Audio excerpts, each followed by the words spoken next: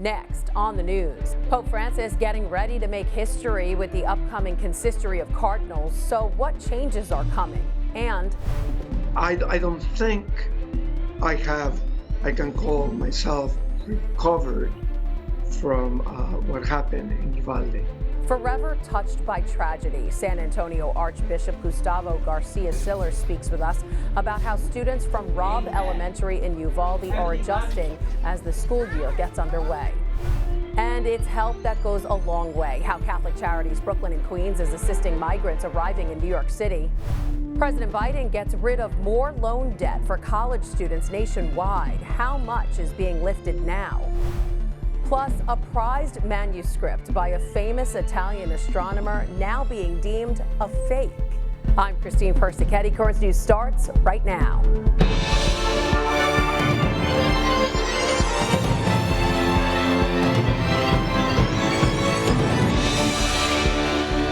By the time this coming weekend is over, there will be a change in the makeup of cardinals at the Vatican. Pope Francis will have 20 new advisors after the consistory of cardinals, and we've already heard from one bishop who's being elevated. I said a big prayer. I said several prayers because I was stunned. That was Bishop Robert McElroy of the Diocese of San Diego in May after learning Pope Francis named him a cardinal. Come Saturday, that title will be official. I'm deeply honored by this appointment. Santo Padre. Pope Francis will elevate McElroy and 19 others to the College of Cardinals at the Vatican on August 27th, raising the number of cardinals to 227. 132 of them will be electors, those who could choose the next pope.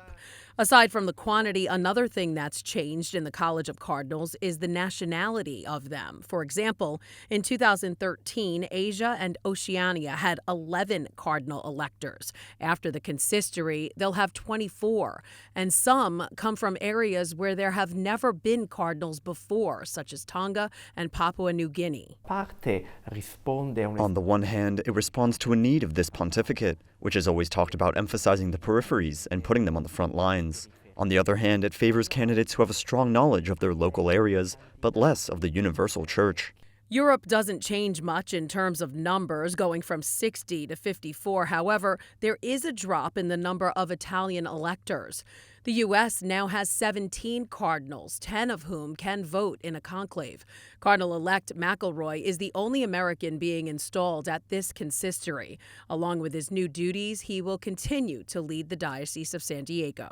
I have to be traveling a bit more, but other than that, my life won't change very much. But I don't think it's going to be a big transformation in my life. I pray it can be some way of additionally serving the Church and God. After the consistory this weekend, almost 60% of the cardinal electors will have been chosen by Pope Francis.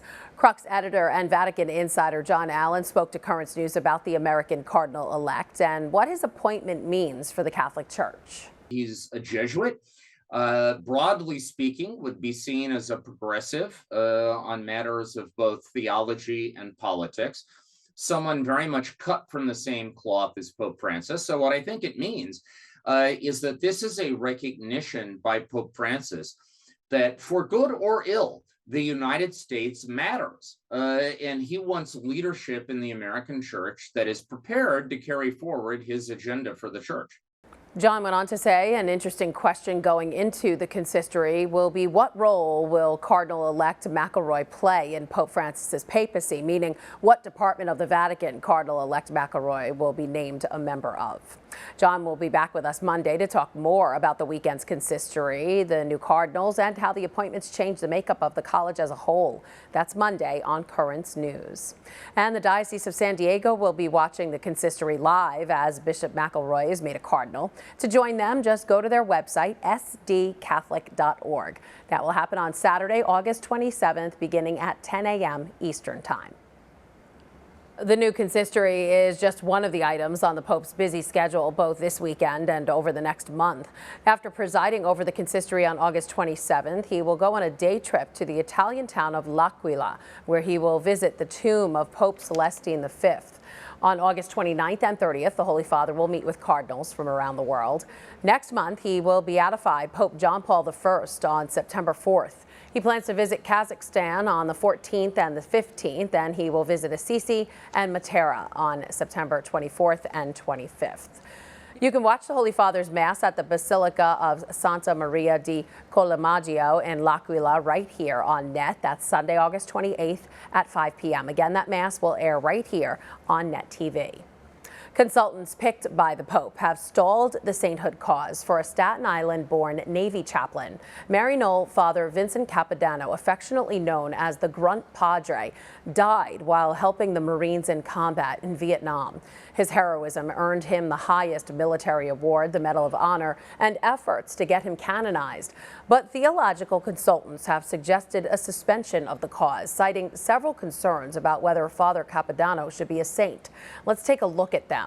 The first is on Father Capodanno's Positio, the formal brief arguing for his canonization.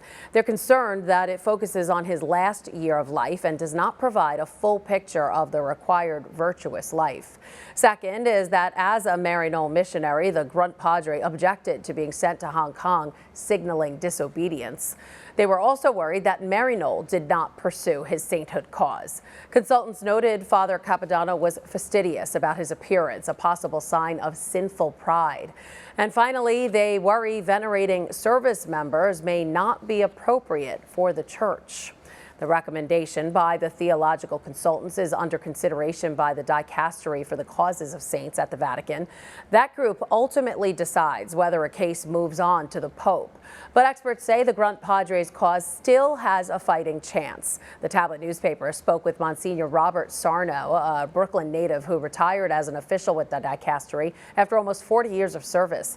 He contests each of the consultants' recommendations and tells us more about why the vote for suspension could be reversed. To read more of what Monsignor Sarno had to say, just pick up a copy of the paper at your local church. To get future papers delivered straight to you, just go to thetablet.org and subscribe. In Texas, the fate of Uvalde's school district police chief could be decided during a termination hearing Wednesday night. Pete Arredondo was placed on unpaid leave following his highly criticized handling of the massacre at Robb Elementary School in May that left 19 children and 2 teachers dead. Arredondo had been scheduled to be dismissed on July 23rd, but as Uvalde's superintendent pushed for his firing, Arredondo's attorney asked for more time before the decision was made. It's some much welcomed financial support for victims' families from the Uvalde school shooting. The League of United Latin American Citizens, or LULAC, is providing them with more than $500,000 to help with unexpected bills. LULAC and local lawmakers also helped families apply for unemployment. Some families have also been given scholarship money so their children can attend Catholic schools in Uvalde. One of those schools is Sacred Heart, where 30 victims of the Robb Elementary School shooting are now enrolled. To find out how the start of the school year is going, we're joined now by Archbishop Gustavo Garcia Siller of San Antonio, Texas. So nice to see you again. Nice to see you again. Thank you. So we had a reporter there last week on the first day of school when you celebrated Mass for the students. I know we're only a week and a half in, but can you tell us how are the new students from Robb Elementary adjusting? Well, the work that was done during the summer in helping parents, children, teachers was very helpful for the first day of classes. I didn't know what to expect that day. Because people react differently, children and family members. But it was a joyful day. At this point, there are more than 30 students who have joined the school. As a matter of fact, the school officially has doubled up in number of students as we speak. And so we need to respond to those needs. Sacred Heart Catholic School is attached to the parish, which held 14 of the 22 funerals after the shooting. How is the church continuing to help the students and their families? Well, we continue through the counseling. The counseling, Catholic Charities is helping with that. Also, the Catholic School Office here from San Antonio.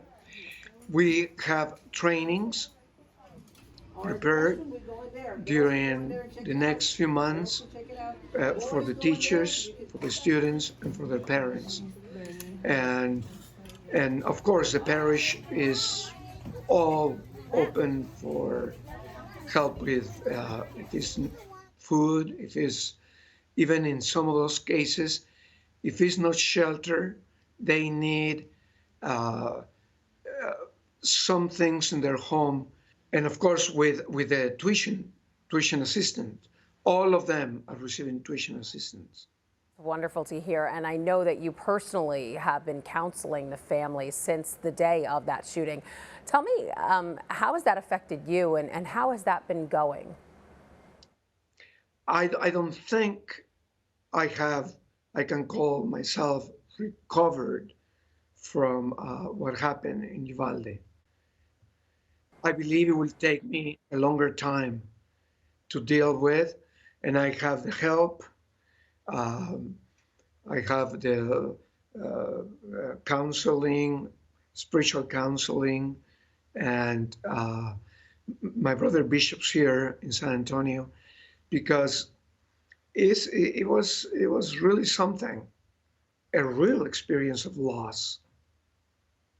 So you cannot just replace that loss, painting the school and having a nice teacher or having a very nice desk, your desk again. It will take some time, but we are in the right direction. And we trust in God, we trust in people, and we hope things are going to be better as months go by. And we are praying for you and the entire Archdiocese of San Antonio. Archbishop Gustavo Garcia-Siller, thank you so much for being with us again. Thank you very much. If you're still looking for the perfect school for your child, St. Joseph the Worker Catholic Academy in Windsor Terrace is offering a sneak peek into its newest program. The Academy's brand new Early Childhood Center is set to open this fall with the rollout of universal pre-K. With pre-K 3 and pre-K 4 classes available, the new center introduces children to a progressive, student-centered environment. If you're interested in the new center or just curious about the quality of a Catholic education, then head online to CatholicSchoolsBQ.org and click Find a School. There you can find schools near you and apply online. President Biden has announced that he's canceling more student debt for millions of Americans. The new plan calls for debt relief of $10,000 per student for individuals making less than $125,000 a year or families making less than $250,000 annually. The White House says this latest move will erase the federal student debt for about 20 million people. There's a lot more news headed your way. There are hundreds of them yearning for a new life. Next, the new caravan of migrants that's bound for the United States. Plus, how Catholic Charities Brooklyn and Queens is helping the immigrants who arrive in New York City.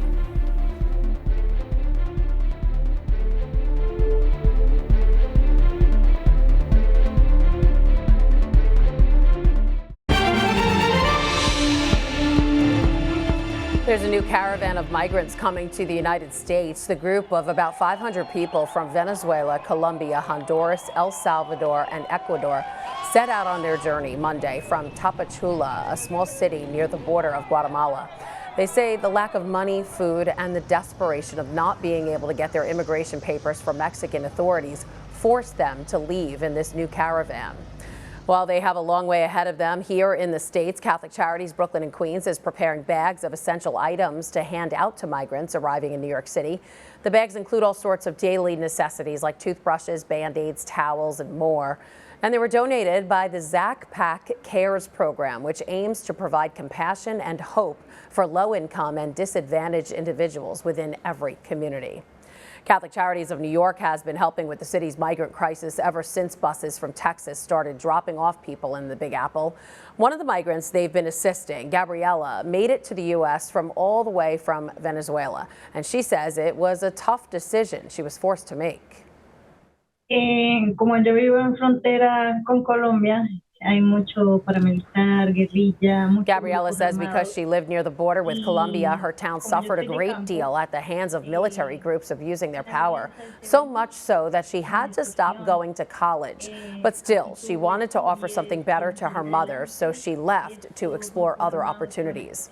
Gabriela was just one of the many migrants Catholic Charities has taken under its wing. The organization says before the surge, their offices only served about 5 to 10 immigrant arrivals each week. But now they're attending to more than 200 a week. Despite this, the organization has still been able to provide a wide variety of services to help migrants adjust to their new life. Pues principalmente hemos recibido ayuda monetaria y nos han colaborado con comida y Carlos also emigrated from Venezuela, and he says when he arrived, Catholic Charities offered him food, clothing, and toiletries. But he says the most helpful amenity they've provided is all the information and resources needed when you are new to a country. After a redistricting scramble, New Yorkers once again headed to the polls for primary day on Tuesday. Here's some of the key races in our area. A huge win for Representative Jerry Nadler over fellow Democrat Carolyn Maloney. He took the Democratic nomination for the newly drawn 12th district with 55.6% of the vote. Two-term state senator Andrew Gennardis took home the Democratic nomination for the 26th congressional district in southern Brooklyn. And former Representative Max Rose is on track for a rematch with Republican incumbent Nicole Malliotakis after winning the Democratic nomination in the 11th district. A veteran off-duty NYPD cop suffered a fractured skull when he was viciously mugged in the Bronx on Tuesday. Police say these 3 men are responsible, and they're seen here in a separate attack. Detectives believe they're connected to more than a dozen other robberies across the Bronx. The NYPD says they approached the off-duty officer, repeatedly struck him in the head, and stole his belongings. Wednesday marks 6 months since Russia invaded Ukraine, leading to thousands dead and millions displaced. Pope Francis, who has continuously prayed for peace between the two nations during those months, marked this grim anniversary by remembering those who have suffered from the war. Penso a tanta crudeltà, a tanti innocenti che stanno pagando la pazzia.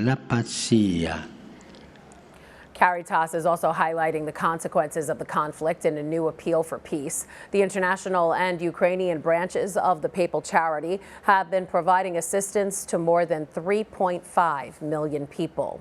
In just 6 months, the war has drastically changed the lives of millions of people. And it's not just limited to Ukraine and Russia. It's happening around the world. Isa Suarez looks back on how this conflict began and the consequences that have come out of it. Devastating explosions across Ukraine's major cities.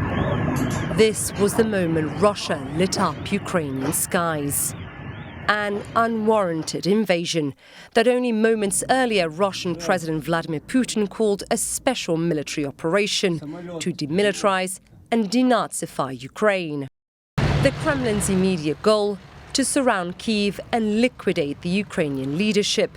Later that same day, Russian special forces took an airbase just outside the capital. The predictions of some Western analysts that it would be all over in 3 days seemed on target. They weren't. Within 48 hours, Ukrainian special forces rendered the airbase inoperable, the first in a series of setbacks. Russia's shock and awe was suddenly, surprisingly muted by Ukrainian resistance. It's very important for people in the United States to understand that this war is for all the world. As he spoke, millions of Ukrainians were fleeing westwards to Poland, the fastest growing refugee crisis in generations, according to the United Nations. Those who stayed behind bunkered underground, the metro filled with the elderly and the vulnerable, all terrified of the unknown. President Zelensky appealed to the West for help. You are the leader of the nation, of your great nation. I wish you to be the leader of the world. And with new, longer range and accurate weapons from the West and its partners, Ukraine has begun taking the battle to the enemy, especially in the south. The consequences of this war reaching far beyond its borders as the wider world sees skyrocketing food prices. And Europe, so dependent on Russian gas, is looking towards a grim winter. That was Isa Suarez reporting. Wednesday also marks Ukraine's Independence Day, the 31st anniversary of when the country broke away from the Soviet Union. In honor of the Independence Day, Catholics in the Diocese of Brooklyn will stand in solidarity with the people of Ukraine. On Sunday, August 28th, Our Lady of Mount Carmel Annunciation Parish will lead a human chain from Annunciation Church to Holy Ghost Ukrainian Catholic Church 5 blocks away. Following the procession, there will be a prayer service and Mass. Once again, that human chain will begin at Annunciation Church on the corner of North 5th and Havemeyer Streets in Brooklyn. That's on Sunday, August 28th, and it will begin at 11:15 a.m. Still to come on Currents News, they're beginning a new life in Italy. How one nonprofit in Rome is making the summer special for Ukrainian mothers and their children.